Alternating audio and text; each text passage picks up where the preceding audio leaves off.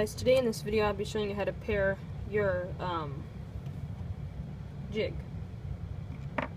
So when you're pairing your jig, you want your jig to be, especially for grain and murky water, you're going to want it to be like a clear, but not sometimes. I usually just drop a white and when how far down the clear the visibility is that I can see it. Whenever it disappears, that's how deep it is, and that's pretty much how clarity of the depth is. So,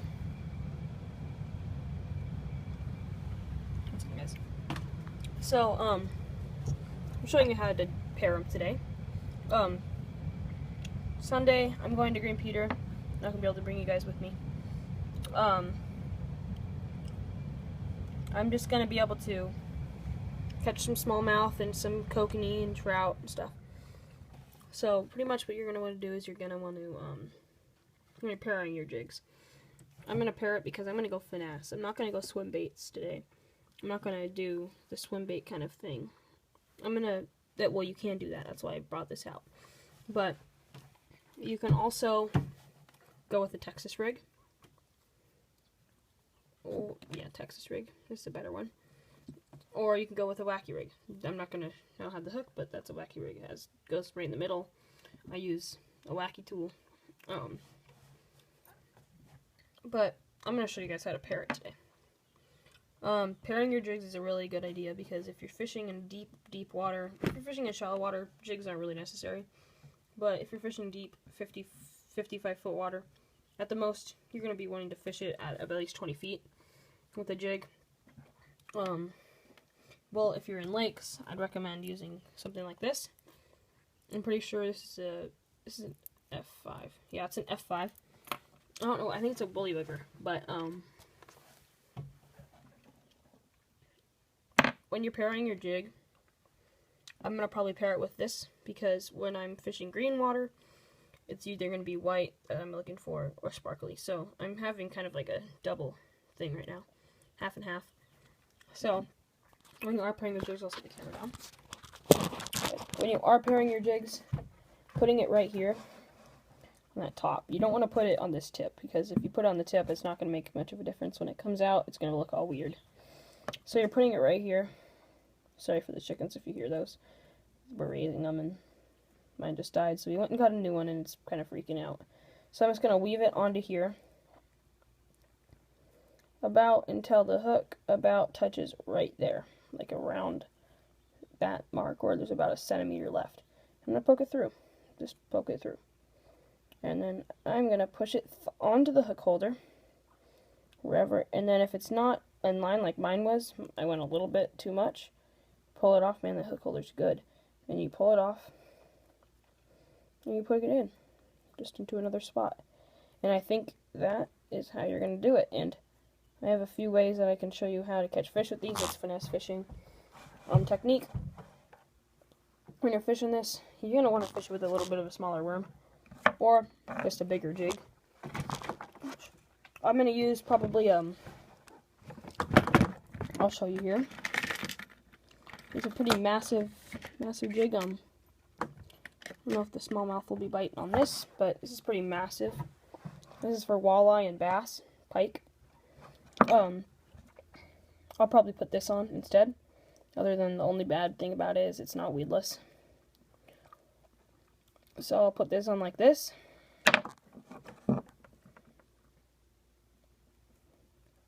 Same thing. Might want to. This thing is huge. I got it from Mystery Tackle Box. Man, did these guys go above and beyond. Okay, I think that's enough. Dang, you would not want to get this thing in your finger. Gosh, that would not feel good. No, I went way too far. Whoops. Way in there. Okay, there. I think that's good. Dang, this thing is like massive. I don't even think I can do this. Okay, no, I can't. This just ruined this worm. I'm gonna need bigger worms for this one.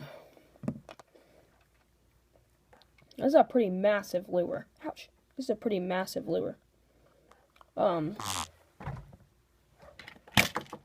Jeez, okay. Well, I guess you're going to be using that. putting it through the regular way. Jeez, that thing is massive. I'm still thinking about it. But yeah, this will work. I'll probably put this on something smaller, so I'll probably just, you know, flip it, take it out. Taking it out so much is kind of going to hurt the worm, but that's fishing. So I'm going to clip it down to here. Rip this part off. I'll use that for trout or something. They like that. That's a tip. Trout do like that if you're fishing ponds or something. Oh, God. Some of this stuff is really sharp. Duh. You guys are probably going to comment like, duh, this stuff is sharp. It's a hook. But there you go. That's a little bit better. Use that for a trout or something. And yeah, you can put this on like a spinner. Like right here, I make spinners. I'd probably be able to sell them if I had enough. And I'm probably going to start selling them. I'll put them in like the link in the description below. If I start selling them, which I'm probably going to. But what you're going to do is you're going to put it through here. Usually, sometimes I'll put on a single hook, but right now, and you're going to just want to pair it. Like I have a bunch of those. And then they put it in there, and it gives it just a little extra shine. I don't know. For some reason, that just works for them. And for some reason, they like it.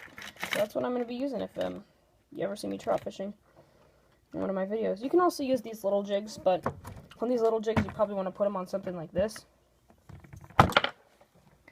That's a smaller curly tail worm.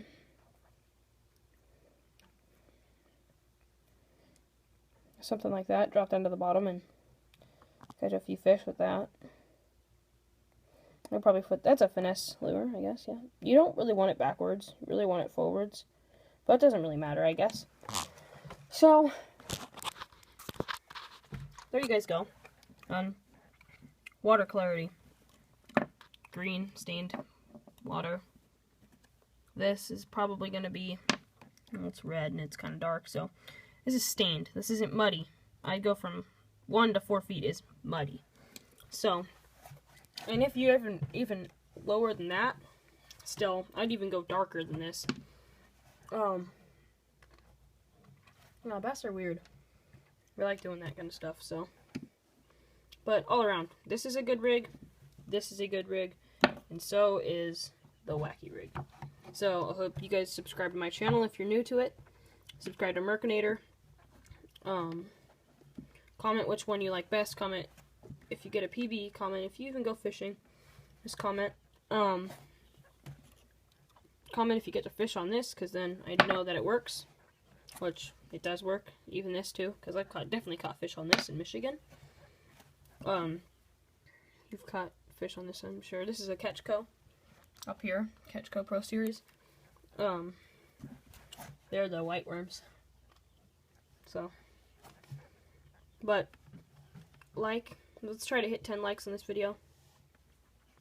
Seems like a lot because I don't have any subscribers. Well, sorry guys. Not any. I have one. But, So, I'll see you guys in the next video. Catch you later.